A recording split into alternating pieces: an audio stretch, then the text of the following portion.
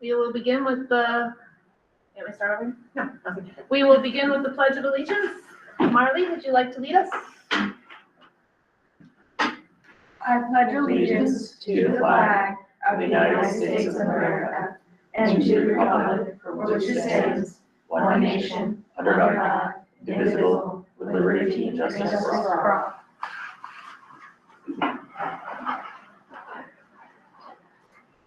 Okay, do we have any changes or additions to the agenda? Okay, nobody online? Nobody online. Okay. Raising their hand up. All right, great. So I'll start off with the approval of minutes from October 1st. I'll make a motion to approve. Okay, Vincent makes a motion to approve. Does anyone have any changes? No? Okay, I guess I'll take since we have one online, I guess I'll take a roll call. Mark? Aye. Deb? Aye. Sarah? Aye. Vincent? Aye. And I'm also an aye, so that's unanimous. Thank you. I'm looking at these two. Is there any public participation? None in person, any online? No. Okay, so we'll move on to the administrative report. All right, thank you. So here is, Christine bring it up, will be my report for our November 12th meeting.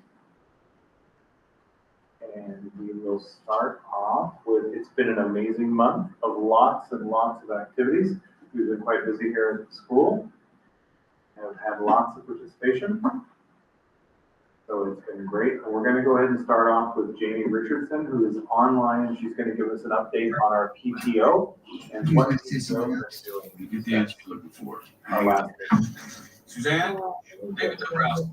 Excellent. Hi, everyone. Thanks, Brian. I appreciate the opportunity to be speaking with you all tonight and allowing me to do it virtually. Oh, there I am. There's the slide. No, it's fine. PTO has been busy as always. It's been a couple of months since I've been to a meeting to personally report. So just wanted to give a briefing on what we've been up to. Obviously, we had a wildly successful pod drop in September. I just want to publicly thank everyone who supported the event and that fundraiser, all of you for always going above and helping us. And for Mark, who's always willing to modify and attempt something new with the dropping of our pause every year. We appreciate that. I'm sure we're already considering what we want to do next year. But we just are very thankful for all of you and your support. But of course, we've had a couple other months of activities going on. So in the month of October, we have been already in the dance business, maybe for the last time. But we held a harvest dance for our middle schoolers, which was so much fun. Our DJ CJ was there and lots of volunteers and great snacks and a wonderful environment. It's always fun to see the kids coming out the first dance of the year and breaking loose and having a good time and getting all gussied up and just having a great time. So it was fun to kind of kick off the year in that way as well. But what we're doing in the month of October and really as we move on from pod drop is preparing for our winter activities and our winter programming. So we want to make sure everybody has on their calendar our Make It and Take It event, which is Sunday, November 24th. And it's also, we've held a craft fair for the last couple of years in the gym that same day.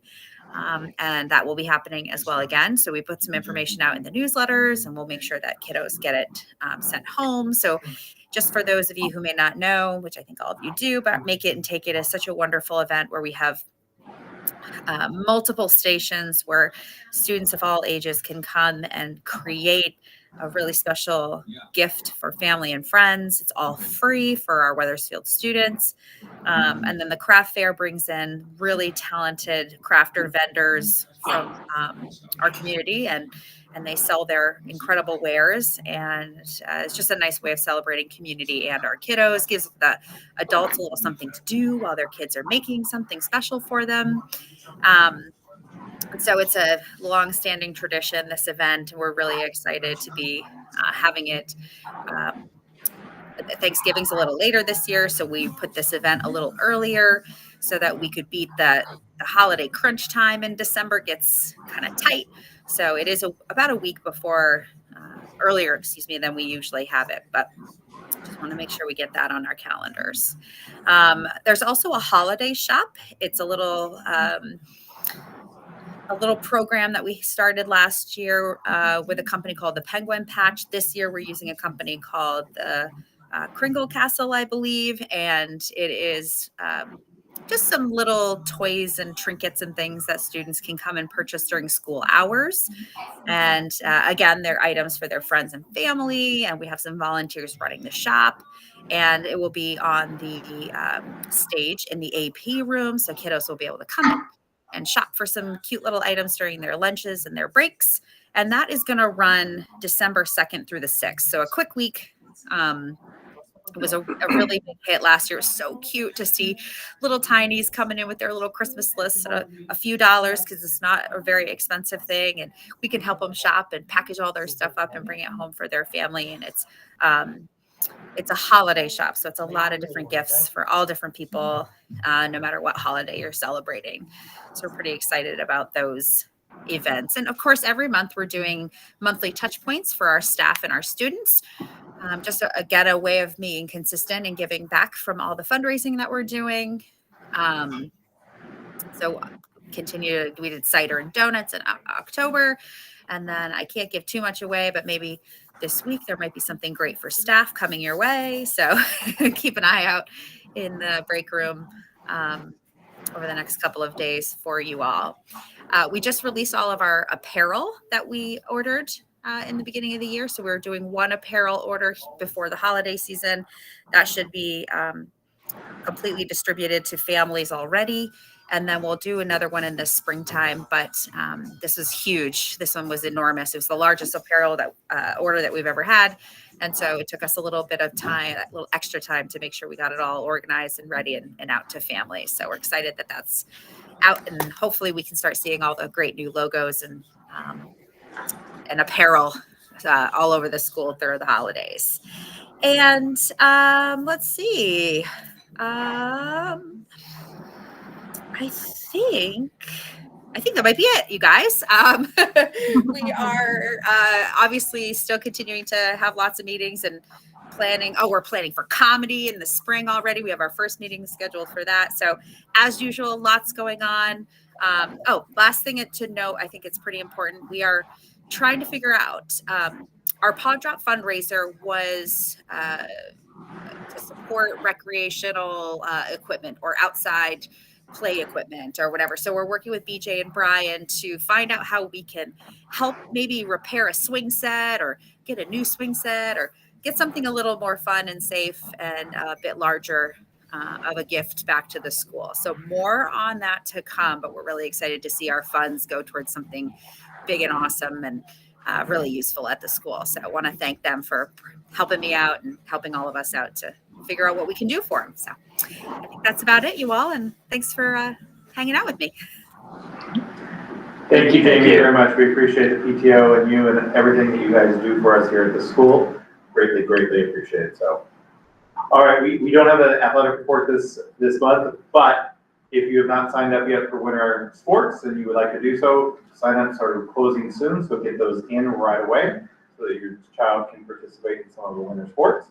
And next we have our wonderful student rep who will give us a student perspective. She's got a couple of items to talk about. So Marley, you're up. Where do you want me to go? Maybe like right in the middle of between Sarah and Vince so that they can see a little bit. So she's going to be demonstrating digital hall pass. And so that's one of the items that we purchased in the fall, early fall, right when school started. And we've gotten it totally up and running now in grades 3 through 8. And we're working on 2nd grade. But it's a way for us to monitor not win, like we're not watching one, but we can know the amount of time that they're out of class.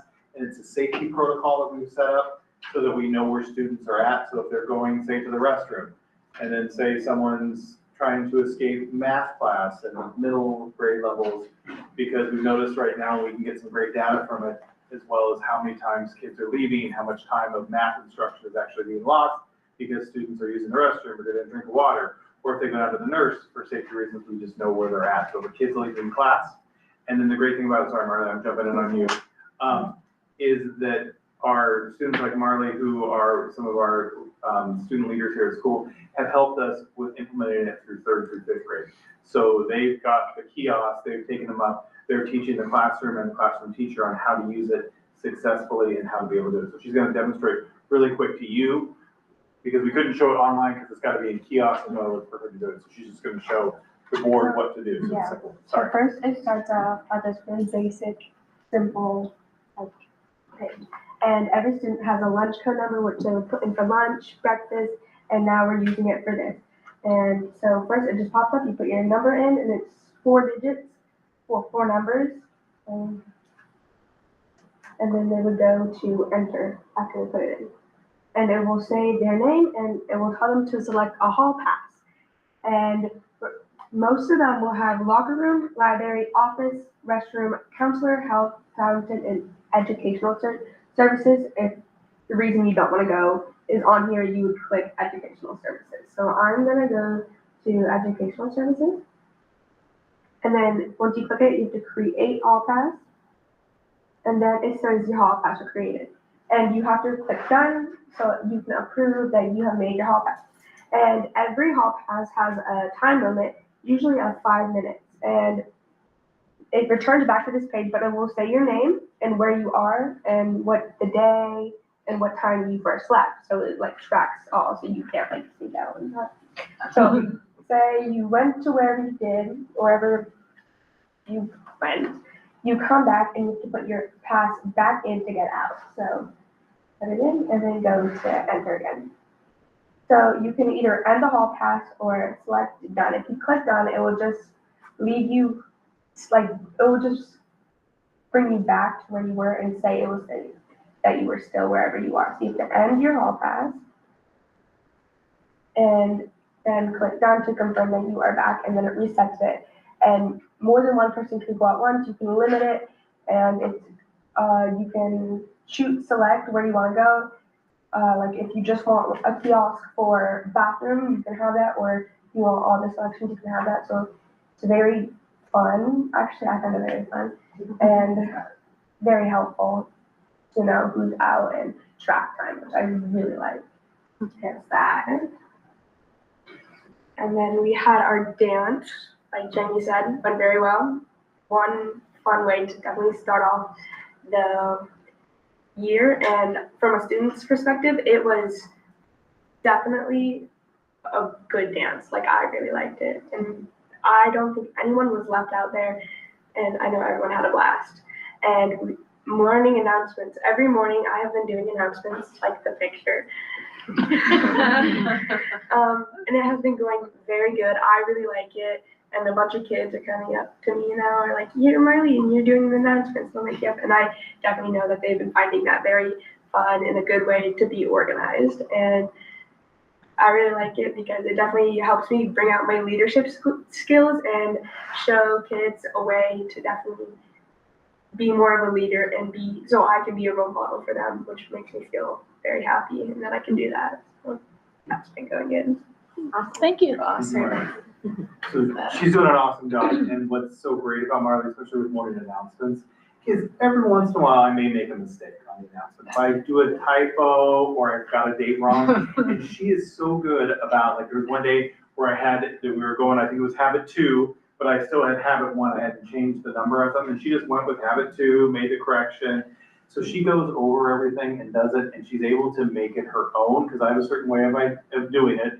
And she's taken part of the way I did it and meshed it with what she likes to do. And it's come up with a perfect combination. So I really appreciate it. And it takes some off of me. And I really like that students get to see her. And then sometimes I pop into other classrooms and get to see her do it through the computer, which is awesome.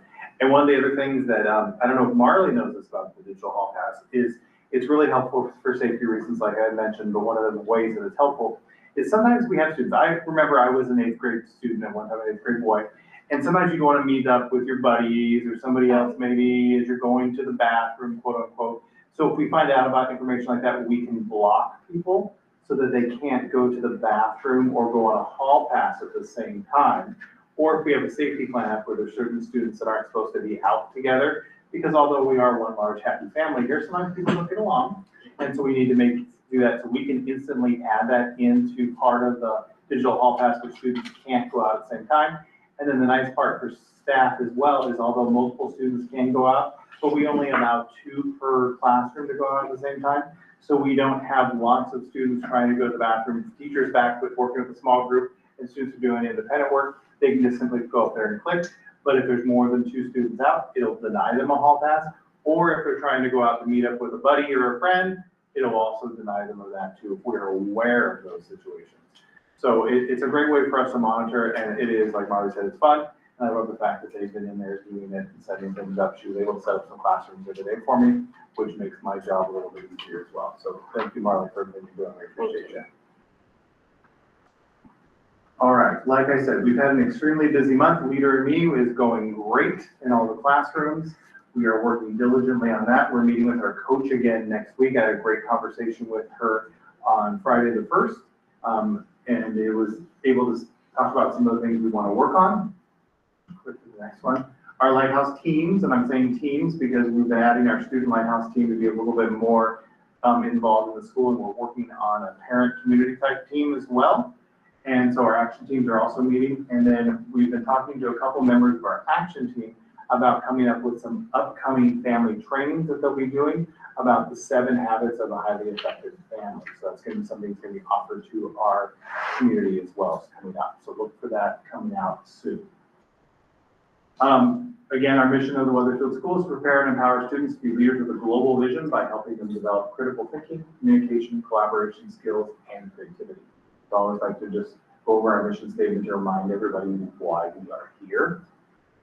We had the privilege of going up to Burlington to UVM the other day on Thursday the 7th, and Christine and I went up there to celebrate one of our own, 2 of our own within the SU, but one of our own here at Weathersfield. So Leanna Robinson was named one of the Vermont Distinguished Educators. So it's quite awesome to celebrate her and her accomplishments. She is an amazing teacher.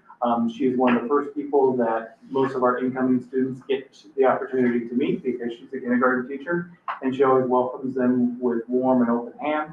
She is a totally Team Weathersfield employee, which is amazing, and she has now been in charge of our PAWS program for the last 2 years, which has been a hugely successful program, and she continues to do that as well as doing our STEAM camps during the summertime. So when you think of a distinguished educator, I definitely think of Ms. Robinson. And it's hard to think because we've got so many great teachers here, but she was one that came up. And so she'll have an opportunity to apply for the Teacher of the Year for Vermont as well. So I didn't realize that was a whole application process, so I'm aware of that. So her and I talked a little bit about that today. We're going to look over the application and see if she wants to move forward with that next step, because I think she'd be a shoo-in for it. So thank you, Leanna, for doing all you do, and thank you for being our distinguished educator representing Weathersfield. So here is our STAR data presentation. So we have our wonderful Kristen Hubner and our wonderful Christina Hughes for both interventionists and coaches here at Weathersfield. And so they created an entire data presentation to show you about our STAR data, and they're going to go ahead and go over it with you. And they're also going to hit on a little bit about curriculum implementation as well. So they're going to combine those 2 things. So yeah, you click on that link and we can present. Do you want us, we're gonna go ahead and present, okay, Chris? I don't know why I just spoke louder, it's like we're in a different room or something, but I just did. Okay, so I'm not seeing the slide yet. Is it up? Oh, there it goes. There it goes. Okay, Yeah. I'm Kristen Hubner. I'm the literacy interventionist and instructional coach, and also the MTSS coordinator here at Weathersfield. And Christina, I think, is also on. Yes, hi, Christina Hughes. I'm the K4 math interventionist and instructional coach. You can go to the next slide.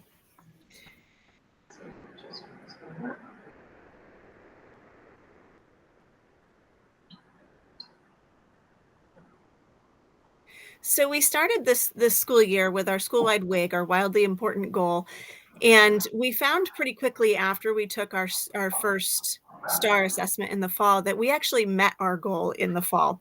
So our instructional leadership team got together and we adjusted our WIG. So originally we were looking to have proficiency of 50% in math and proficiency of 61% in reading by the end of the year, but we ended up achieving that in October. So now we're looking for a math proficiency of 55% at the end of the year and reading proficiency of 64% as measured by our STAR assessment, which we take 3 times a year. You can go to the next one. So this first slide that we put together shows our reading data from the fall of last year to the fall of this year. So when you look at that, you can see that, well, that makes it better for me to see too. You can see that in the fall of last year, we had 55% of our students achieving proficiency as measured by this assessment. And in the fall of this year, we were at 61. So we had kind of a nice little jump over the year. This next slide shows you the breakdown of the different grade levels. And I want to speak about a couple of different things on this graph. First of all, our reading test is only taken by our 2nd graders up to 8th graders. Our kindergartners and 1st graders take a different test that I'm going to talk about in a few minutes.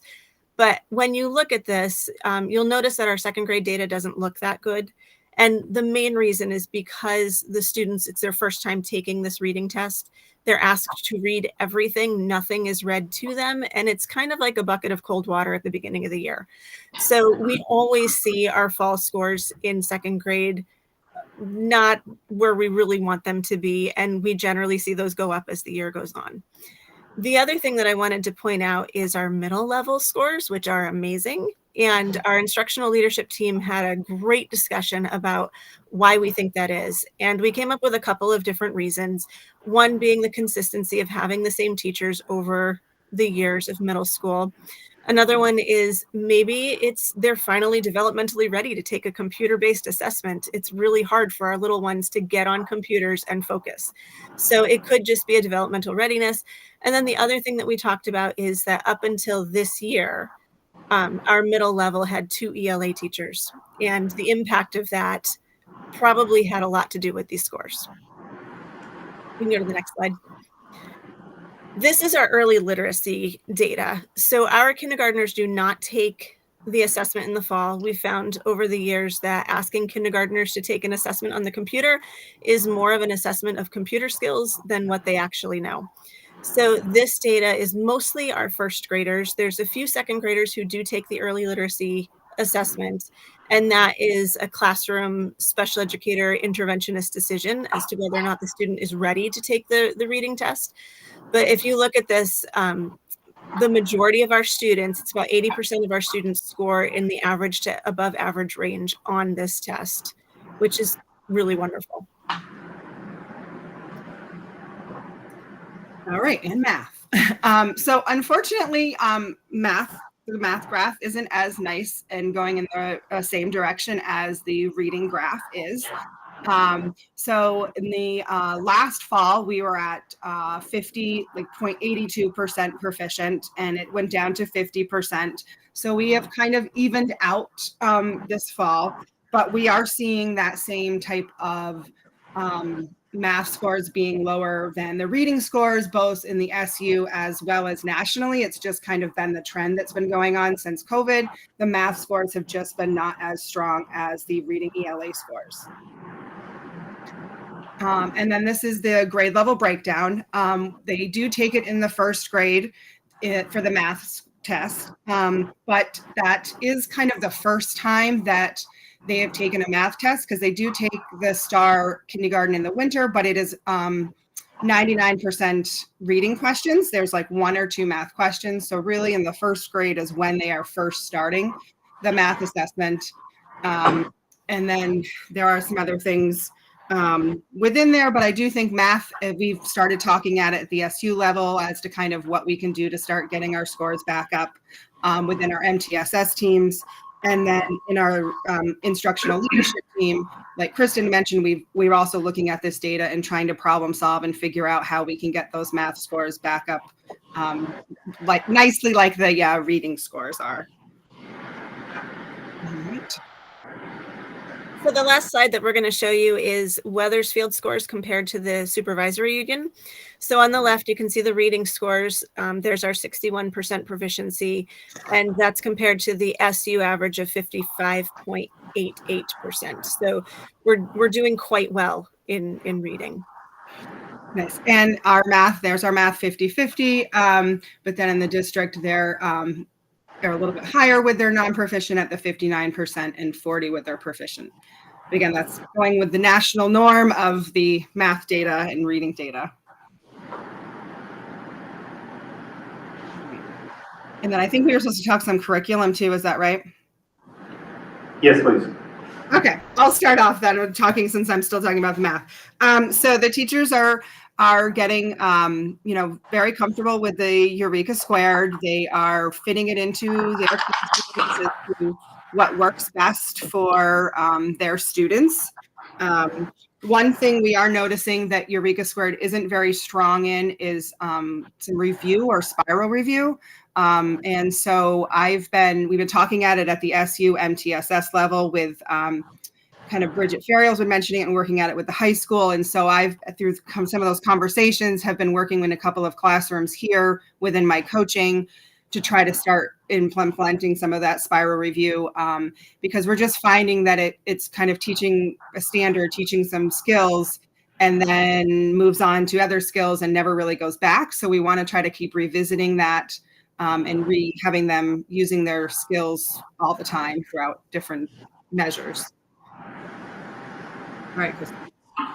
And then as far as the CKLA, definitely the teachers are more comfortable implementing CKLA this year with the skills, but they are still finding that the preparation to get one lesson ready for the day is a little bit overwhelming. There's a lot packed into those lessons, and the teachers are having to kind of weed through what is there and picking and choosing what is best for their class at that time. And they are also finding, just like last year, that there are pieces of CKLA that are just not appropriate developmentally for students. This year, because it's our second year with the program, I think the teachers are finding that they're able to navigate that maybe a little better because they're feeling that they have more flexibility to maybe not do part of a lesson because they don't feel it's appropriate for students. But overall, the programs are better than last year. Thank you very much, Kristen and Christina. I appreciate you guys getting online and going over all the data and the implementation of our curriculum. Does the board have any questions for either one of them or for me? I know the STAR is new thing, but it would be good to see at some point, because right now we're seeing like different classes, and of course they might have a different makeup of how proficient students are just naturally, so I'm wondering if we could see at some point like how one cohort moves through and how things are going, because I think that would be more informative. Christine, though, it was at the SU meeting, it was broke down actually by that. Yeah. So it was very broken down. It was like kids on IEPs versus kids without. It was free and reduced. free and reduced, Gender. male and female, right? Yeah, gender. So it was really broken down, so Yeah. you could see that You can do that. by grade level too. I mean, it was many more pages, of course, than but yes, they had done that, so you could see it. If you'd like us to dive deeper next time, we definitely can. We kept it sort of just informational at the start, and then if we want to go deeper with some of that, especially after our second STAR test, we definitely can do that. Yeah, it'd be good to see how they did from fall. I guess they take one in the fall and one in the spring. One fall, Winter. winter, Oh, and winter. then spring. Yeah, so they take it 3 times. And so we were comparing fall to fall right now. So fall of last year to fall of this year. So. Yeah. But if you want to see like 3rd grade last year would be 4th grade this year, how those cohorts are progressing, we can also break it down that way. Yeah, and I mean, and even in some of the charts that were up there, you can see all the information. Because if you look at 3rd grade from last year, then you can tell what 4th grade is this year. So we can break it down further for you, absolutely. with our program that we have, it's amazing what we can do, so. We're learning how to use that, aren't Yes. we? Anyone have anything else? Okay. Awesome. Thank you, guys. Thank you very much, Kristen and Christina. I appreciate it. All right, so we also had the opportunity to do some Title I presentations. So we had two events here at school where we had a morning event and an evening event so that we could try to get families on both. So if you couldn't come in the morning, you could have the opportunity to come in the evening and vice versa. We had very low turnout for those.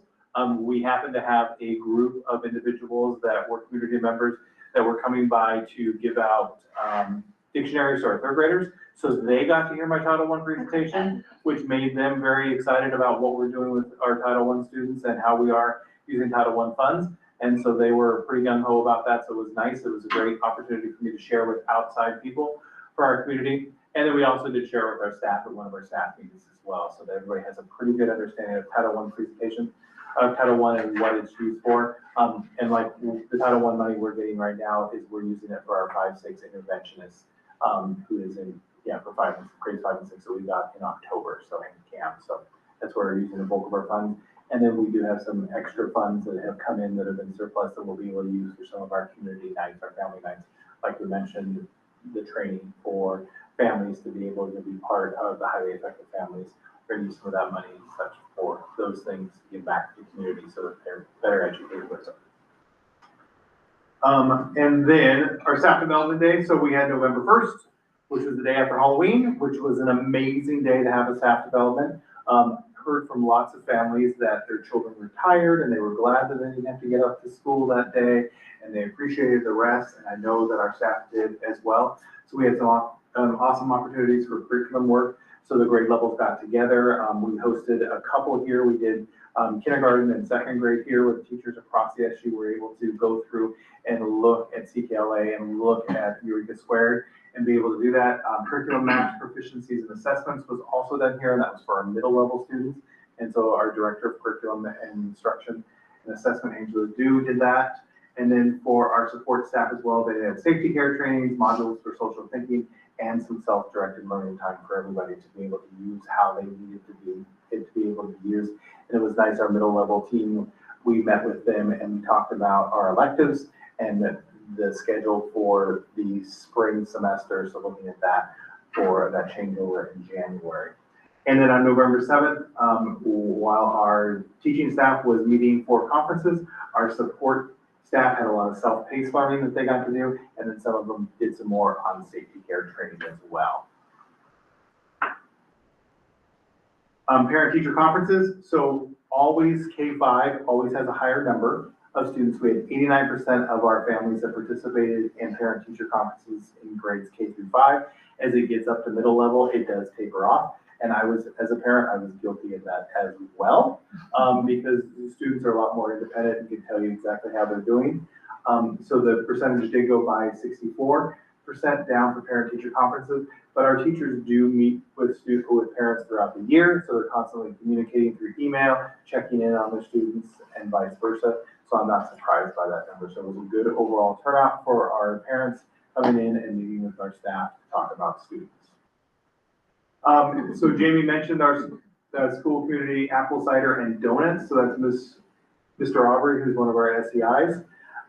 And so he was able to enjoy. I had to pick somebody that he posed with it. He didn't mind having an extra donut. He loved it. And so it was just a happy face of him enjoying one of the donuts. So I wanted to share that for our staff wellness. We have been working on our safety drills. We've done a bus evacuation drills for all of our buses. And the students were able to get off in record time. It's really nice to see our upper grade students becoming those leaders. BJ usually runs those, and she's on top of those with the students, and they know that when BJ expects something, that they better get it done. And Marley's over there smiling and nodding her head, which I love. And they are able to perform that and make sure that the students are all safely accounted for. And then we had a fire drill on October 30th, which was great, because usually we have Mr. Woodbury who helps us out with those and runs the entire drill. But this time, this guy did it right here, which was great. I was able to set the alarm off, turn the alarm off, and the students were able to evacuate. And our students always do such a phenomenal job with the evacuation and get out as quickly as possible and as safely as possible. So we appreciate that. That's okay. And then we did our Pride Assembly, so we've had 2 so far this year. It's great to see all of the families. This last one was a full crowd. We had lots of students that were able to get Pride Awards, which was great, and lots of families were here. The Pride Award, the write-ups are due on Wednesday, so we're doing one the following Friday. So if you've never gotten a chance to be here for a Pride Award, I strongly suggest you come, and you get to see all the students and the families be part of it. Here's more pictures about us reading with the students and talking about them. And it's always great to see the students smiling. Some of them get a little shy, especially when they get to upper grades, about hearing about themselves. But it's always great to be able to hear what the teachers have written about our students. So our enrollment for FY25, as of today, we have 237 students, 226 total average daily attendance with lots of illnesses going around. That's pretty darn good. At 95, I'm gonna go ahead and round up and say 96%, because we're mathematically, we can do that. So 96% attendance is not bad, especially for all the illnesses that are going around. We even had one day where we had less students that were out than staff members. I didn't say that out loud. So that was great, but our students, it just shows that they want to come to school and they want to be part of it and see what's going on. Maybe they want to hear what Marley's gonna say even more. So Service Day, which is always one of the best days here at school, is to see all of our community service people that are out here, just really showing the students what they do and building that bond between our community service and our students. Here's some firefighters working. There's more of our fire department. It was a little sad this Service Day as well, but I don't want to get into that because I might start losing it. And then the great thing is for them to be able to have lunch with the service providers too, and BJ always provides lasagna and lots of goodies, and her mac and cheese is always incredible. So we appreciate everything that we do for our Service Day with our community around us. Red Ribbon Week just finished off the week of Halloween, and this was one of our students in kindergarten that dressed up for Wacky Wednesday, and I think he took the cake. He just really rocked it that day and had hair crazy and the different colored boots. I came in with, I was mismatched a little bit, and I was wearing quite the outfit, and someone didn't realize, one of our parents. No picture. No, I didn't know. Please. One of our parents was like, "Oh, it's a Spirit Day," because her kids don't participate in Spirit Days. They never tell mom what it is, and she thought that I was just really leaning into my Vermont lifestyle the way I was dressed that day. So I felt privileged that I was part of that. So it was pretty awesome though to be able to do that. We had a very special assembly on Halloween. So Halloween was a crazy busy day at our school. We had this group of students that were from Ireland. They came here to play music, to dance, and to sing. And they were from the ages of 11 through 19. And they were here on sort of a New England tour. And we got the privilege of having them come to our school and represent. And it was an hour. And sometimes an hour with students. I sit there and go, okay, can we do this? The students didn't fuss at all. They just loved every minute of it. And at the very end, the last 5 minutes of it or so, they had a chance to get up and dance with some of the performers, and everybody loved it. And then the kids came and had lunch. All the performers came and had lunch with our students as well. So it was a pretty amazing event. So I thank them for coming and for it being put on. And then we had our annual costume parade. There is a picture of me dressed up as Anger. So the office staff and we all dressed up as the characters from Inside Out 2. So because there's more characters in there, so we all had our different parts in there. And it was a lot of fun. And then our students participate. And one of the great things about the costume parade is we started it last year and did it. And so our 7th grade, or now they're 8th grade students who are part of our Lighthouse leadership team, I told them, okay, this is what I want you to do. And I started going over, they're like, Ms. Marks, we got this. We know what you want. We know what the expectations are. So I literally just stepped back and they ran the entire thing. All I did was push play on my iPhone, and they had to remind me how to turn off my notifications because I'm getting old and I forgot those things. But they were able to show me that and even how to turn them back on. So it was great just to see the students participating and the staff participating in that, and the families that came out as well. So it's always a fun event. We had our Veterans Day Assembly last Thursday. All the students in K through 2 and then 3 through 5 plus our chorus did sing. Our band played as well. We had quite a few students. And then we had Michael DeBlock who came out and he was our guest speaker. And so he was able to share some of the experiences in the Army. So it was a great opportunity to honor our veterans, our active and our veterans. So we appreciate that. It's always been a fun event here at school. And then a couple of years ago, we got to name a snowplow. Well, guess what? We got to name another one. So 3 years ago, it was Big Bessie. And so we had this thing about Big and the snowplows. And so this year it's Big Johnny. But the students got to come out, and a couple of our snow plow operators from the state were here to share with us on the snowplow. And we were able to talk about the snowplow, what it did, the safety parts of the snowplow. And when we did this 3 years ago, I had no idea what a snowplow was, pretty much. And so I sort of was in there leading a little bit more and being able to share and answer some questions and help out and everything. So it was a lot more fun this year than it was a few years ago, because now I'm aware. But we have Big Johnny, and Big Johnny will be coming back and forth on Route 5. So if you see Big Johnny on there, get out of the way. And Big Johnny will be plowing our roads to make sure we get to school safely. Okay, community luncheon is coming up on next Wednesday, the 20th. Everybody is invited. We have the different grade level times, 10:45 to 11:30 and so on. I don't need to read that because you guys can do that. Oops, see, Marley would have caught my little extra spacing there that I had. Marley, I need you to proofread that for me.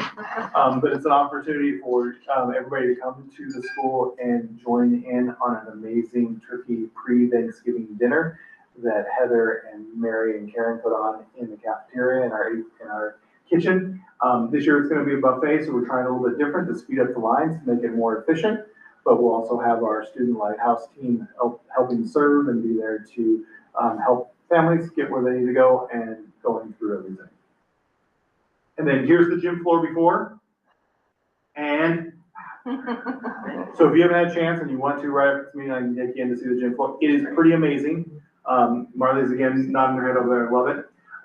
So it's updated. It looks great. It looks fresh. The kids love it. Mrs. Berry loves it. It is ready for winter sports. So it's pretty awesome. Building community, obviously service day with our community trunk or treat. So we've had a couple of water issues lately, including this morning. I always love it when I come into school and BJ tells me that we're having problems with water. We had like no water this morning whatsoever. So we went into mode of, okay, are we going to be able to stay at school? Are we going to be able to not stay at school? What do we have to do? Lunch was on the fly, so they had shepherd's pie planned, but we're going to have to do bag lunch. So all these things that came about. There was a problem with Dr. Brandon Kulnick, our town manager. There was a problem we found out at the pump at the main well, and so they had to go through and do a couple different things, switcheroo with the pumps and get it going. But about an hour and a half after school started, we could get water, so we were able to flush toilets again, and people were able to wash their hands because there was enough water trickling out so you could wash your hands.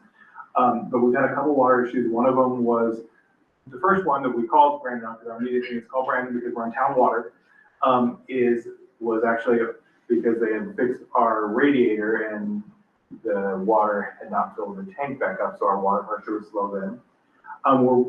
So water situations, keep our fingers crossed they're good, but we're back on board. We are working on a grant with the fire department. We've been communicating with Chief Gurney to discuss department concerns because when they did the walkthrough on October 1st, so I'm waiting for, I heard back from Chief Gurney. We're waiting to figure out a date that the two chiefs and myself can meet, talk about some of the concerns to make sure that we are totally safe in our building. Oh, and see, oh my goodness. Veterans Day Assembly, Marley would have got that one too. See, this is just a test for everybody. Some of our upcoming events, picture retakes, and so if you have not come by and taken a picture yet, and Marie, and Mark who's online, make sure you come by so that we can get your pictures taken and get you in there. Community Thanksgiving luncheon, families invited to attend, Pride Assembly in the gym, fall music for district students participating. Those are our students that are participating, so we're excited for them to have that opportunity to participate in the music district program. And then PTO make it and take it, like Jamie mentioned. And then on the 26th, which is the Tuesday, right before we go to Thanksgiving break, we're having our turkey triathlon for grades K through 5. It's our second annual turkey triathlon. So our student leadership team will be running that for the students, which is pretty awesome. And that's it for me. Thanks, Brian. Thank you. All right. Any questions for Brian? It was a lot. Good, great job. All right. I wanted to start, you heard Kristen and Christina talk about the Weathersfield wigs. So I wanted to give you a little background information on how we go about setting wigs and the SU wigs. So at our admin retreat, we do sit together as a team and look at our data from the prior year to help us set our SU wig for the year, which is, of course, we want all of our students to grow in reading and math.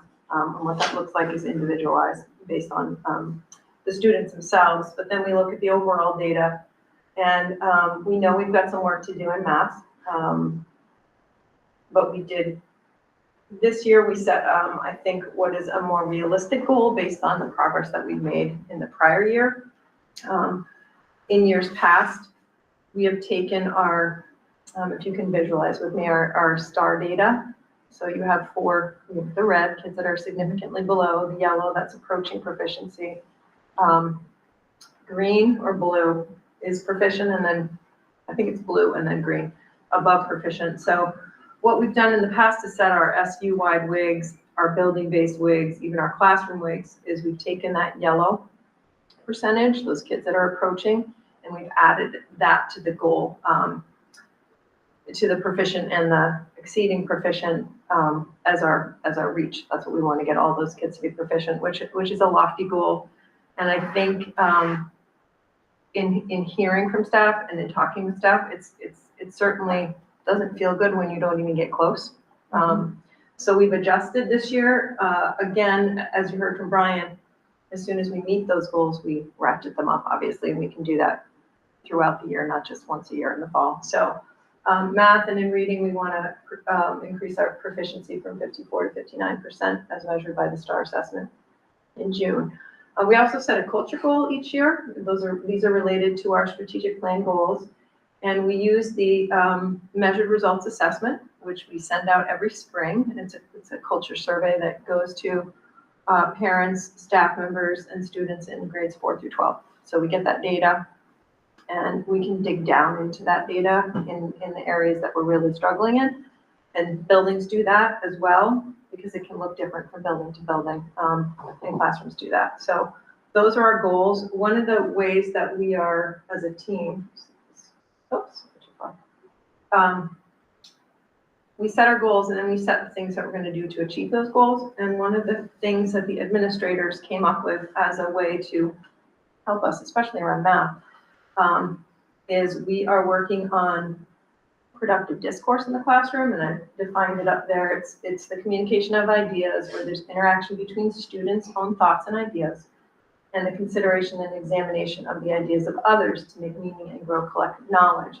So what that might look like in a classroom is students have been working on a math problem, and one of those students takes their work up to the document camera and explains how they got their answer, what they did to get there. And then other kids are weighing in, well, why did you do that? I did it this way. They're having back and forth discourse, and that's really what we want. We want students taking the lead. They learn a lot from each other. It's posing ideas and then getting students, there can be a structure to it to really have back and forth conversations, and not just in math and in all subject areas. So what we decided we were going to try out this year to help us gain some data on how we're doing across the SU, we've come up with a form. Let me pull it up for you. It's here. Every school has their own. They look the same, but we're collecting data by school. Let me just apologize, struggling a little bit with technology tonight. This is just the Heartland form. So we collect the grade level, and I will say that the instructional coaches and interventionists, Christina and Kristen, part of this group, when we talked to them about this idea, they helped come up with these categories to look for. So when we're going into classrooms, we're collecting data to see if we're seeing these things. So they're preparing for productive discourse, facilitating active communication, guiding learning with clear objectives, adapting to student needs, encouraging collaboration and flexibility, and we can add comments and even pictures. So we're going in, we're calling them glow tours, because we want to share with our staff the great things that we're seeing in their classrooms, and we're sending, once you fill out that form, it immediately goes to the teacher so they can get some feedback as well. So we're going to look at that data as an administrative team in December, look at where we're doing really well and celebrate that, and look at where we might need to provide some professional development for staff in that realm. So that is kind of the course that we've set this year. I wanted to just keep you in the know that we will have some new education quality standards, the EQS we often refer to them as, going into effect this July 1st. So we have a group going to a series of workshops. Brian tried to get in, but it was full already. They may be offering a second cohort. But we have 6 administrators that were able to get in, attending this year-long workshop through the VPA to really prepare for implementation. It's time to look at them. We're looking at social justice standards that go along with this, and how we're going to implement those within our already within the curriculums that we already have. We don't want to have another separate curriculum that we have to implement. Last month we had a great guest speaker. She's in the picture there. Her name is Exana Davis. She's an executive director from the Office of Vermont Office of Racial Equity. She gave a report on trends and data and the systems that have been set up in our country to give some people more advantage and some people less advantage. And so it's just been really informative series of workshops. So we'll keep you posted, because the standards will affect all that we do. They really do focus on inclusion, diversity, and equity. That was one of the big changes in the standards across the board. The other thing I wanted to shout out, Tracy Price, our director of diversity, equity, and inclusion, she's been working with administrators and equity coaches on training us so that we can do a better job at creating equity within our schools. We had a training with her last month. She met with us a full day in the summer. She meets with the equity coaches, and those are building-based once a month, and they're helping to facilitate staff meetings around this topic. But we had a great training with her on October 23rd, and again, it was more systems work, examining the systems that have been put in place in our country that created these systems and perpetuate these things. And you can kind of see on the screen there, she showed us, she was highlighting advertisements, commercials that you see on TV that subliminally continue to, I guess the best way to describe it is to perpetuate these things without people even really noticing. So it's creating narratives that just continue because the systems are set up that way. So for me, it was reflecting on, I don't even notice these things until I learn, and then I pay more attention. So she's been wonderful to work with. Last thing I wanted to just let you know, I went to the VSA VSBA annual training. Davis was able to go, and Elizabeth was there for a little bit, but most of the learning during that training was around budgeting and how we communicate budgeting. And one session that we did was how to have a conversation with somebody that has an opposing viewpoint, but actually not necessarily come to an agreement, but be able to share perspectives and hear each other and learn and find common ground in some areas, which was a really helpful workshop. So it was a good overall training. And that is all I have. There is one other thing on the agenda for the administrative report, which is preliminary budget, which I can speak to. Brian, you can chime in. So Larry has, developed the draft SU budget. That's in the works. You all have that. It's on the website for people to look at. Plan to have a session at our next meeting where if there are questions, and we'll go from there. But in the meantime, he started working with the principals on local budgets. So getting staffing, wages and benefits down, the assessment piece, he's using what we have for the moment to develop the local budgets. He is waiting for the tax letter, which comes out December 1st. And then he still has to wait for the formula where we plug everything in, which will give us the per pupil cost and the tax rate. That formula has the yield and LTWA and all of that stuff. So in December, depending on when those things come in, we may have more to share or less to share. But January will really be the meeting where we can really dig into the local budget. Anything to add on that? No, I just gave him like I said, I gave him the numbers for staffing for next year and anticipated what we need based on what we have for student counts. So I think the general thinking is we're not in any place to add anything to our budgets. We need to try to maintain and hopefully stay under that threshold.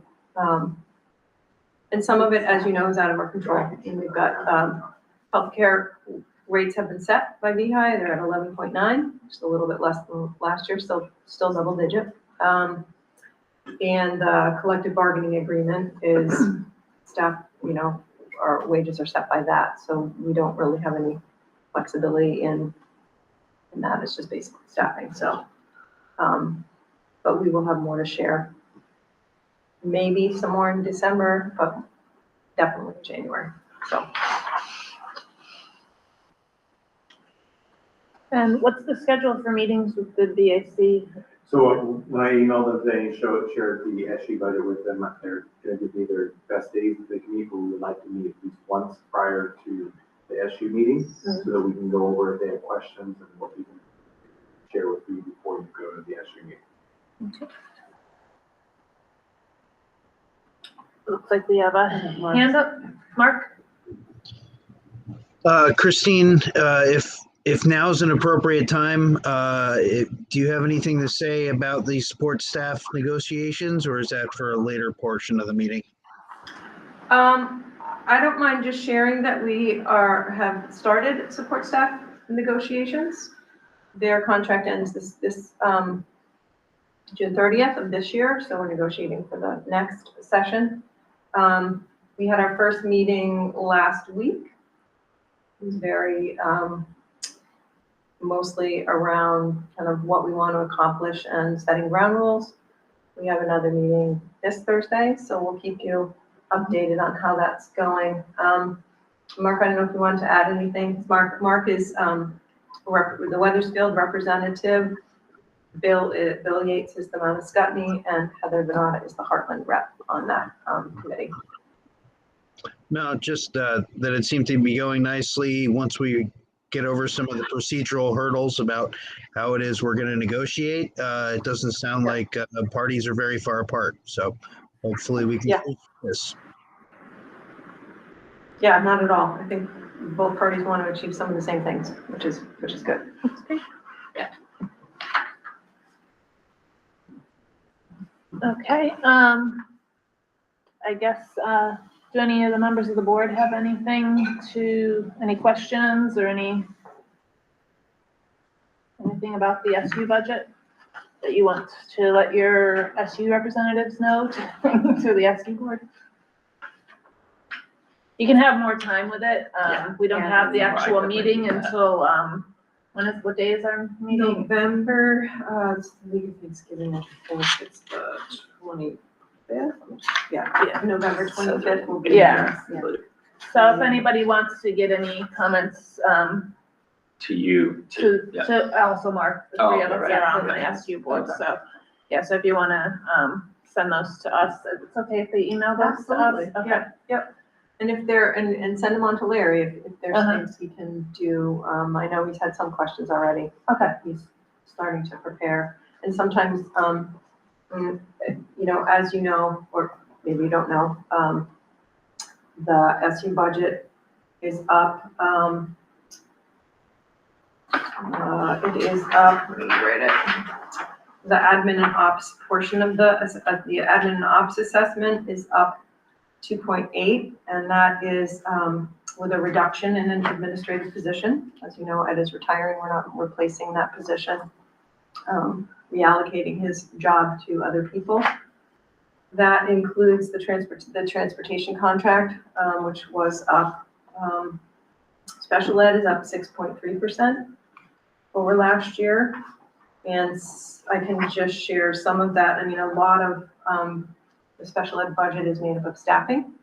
And with the healthcare and the collective bargaining agreement, that impacts that budget. Also, we did have some students that moved in that needed additional support. And Katie will be prepared. She'll be at the next SU board meeting to answer specific questions about that.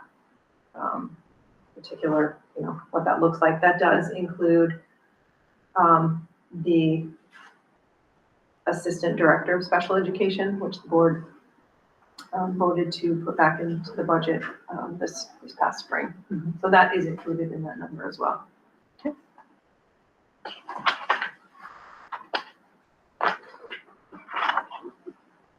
But if you haven't taken a look at it is on the website. I think Larry sent it to everybody. BJ printed it out for everybody, which is lovely. Yes. And it's a pretty great tool that I think is easy to understand. Larry did make the adjustments that were asked about at a prior meeting. And I just have to say, Sarah's been on that committee. Elizabeth Burrows from Mount Scottney and Ryan from Heartland were all part of that SU budget committee that was meeting during the month of September. And sort of the takeaway for Weathersfield is it's going to be around about $280,000 increase in our assessment.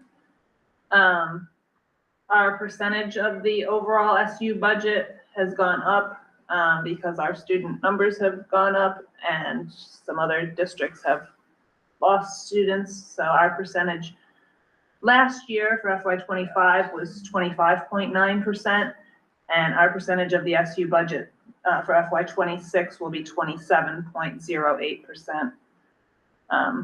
So it went up just a little over 1%. Yeah. And that'll help you in your local budget. Yeah, and as we know, that does there is a then plus side kind to of that. get balanced out with the our pupil numbers will also go up, and so. But as you can hover over these little icons and it gives you more information. So Yeah. Pretty cool tool. Yeah.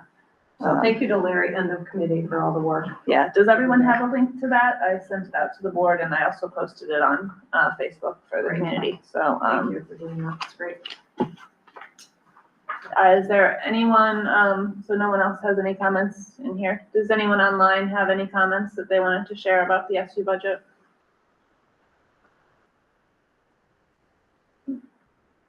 Don't see anybody. Okay, yeah, so if anyone has any comments that they want shared before the SU meeting, which takes place on the 25th of November, they should email those to, I guess, any of the members of the board, and we'll share it, or you can send it to all of us, however you want to do it. We won't be responding though to individual emails, but we will take those under advisement. And of course, we're looking forward to hearing what the BAC works out at their meeting, so that'll be good. Some other items for discussion or anything we have to vote on today? Is there any need for an executive session? No? Oh, great. Okay, so we have setting the next agenda, which our next meeting will be December 10th. December 10th at 6:30. 30. And it'll be the same hybrid as we've been doing. Of course, I think that'll be a lot of budget talk. Anything else that Yeah, I'm going to have, because I'll have met with teachers. Mark and I are going to meet with Weathersfield teachers on the 19th. Okay. So just to kind of check in with Curriculum them or about, overall? no, more about curriculum, just to check in with them because it's been a year already Mhm. since we did that. So that was kind of discussed that we would continue. So we got that set, so that's on the 19th. So I'd like to just kind of report back and if we have any specific questions and. Yeah, that'll be great. Yeah. Anything else? Will there be any need for athletics or, I guess that's usually part of your. Yeah, it's usually part of my Okay, report, so you can, all right, but budget and curriculum will be our two main topics for our December meeting. Excellent. And then I guess I'll take a motion to adjourn if we're done. No one has anything else? Make a motion to adjourn. Okay, Vincent made a motion. Any further discussion?